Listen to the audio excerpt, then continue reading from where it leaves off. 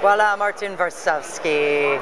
Okay, so this is my idea about making Twitter more relevant. Okay? Excellent. And then what Twitter lacks is a Twitter ranking, sort of like Google has Google Rank.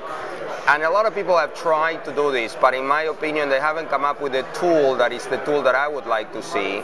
It's the simplest, easiest tool for Google ranking or Twitter ranking a la Google, and that is color coding of people according to their number of followers. Okay. So let's say you think of karate, right, and you think of a black belt, okay, so a black belt would be like the people with the most Twitter followers, and then you would have the orange belt or the green belt or the white Purple, belt, all that, yeah. And so the idea is simply that on Sysmic and on TweetDeck and in all the Twitter clients, people would be color coded according to the same scheme, and that is number of followers.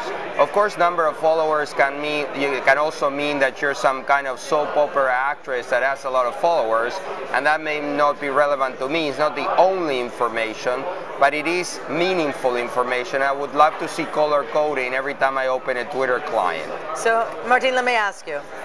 How many tweets, of the tweets you read on Twitter every day, what percentage of them would you guess are actually relevant for you?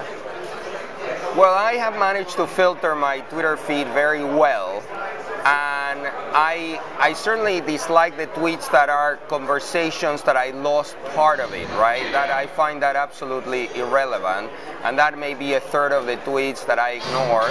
But a lot of tweets lately are about the latest possible news that I can find, and I actually enjoy those.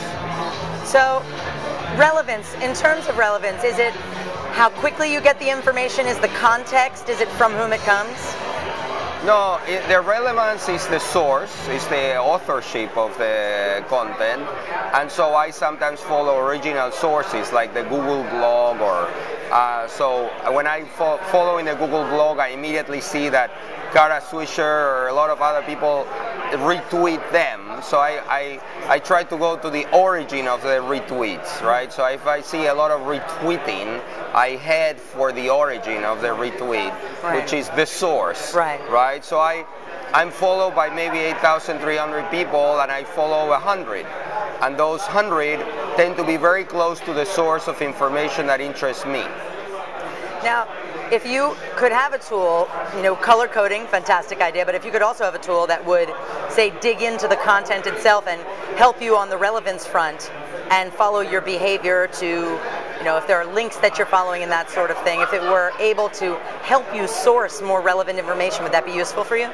Well, I think one other tool that would help me a lot is the OPML files that I worked a lot to make my OPML files for NetVibes, let's say, and that can be sent to iGoogle or to PageFlix or all the other. Well, those OPML files already have a lot of information as to all the RSS feeds that are important to me.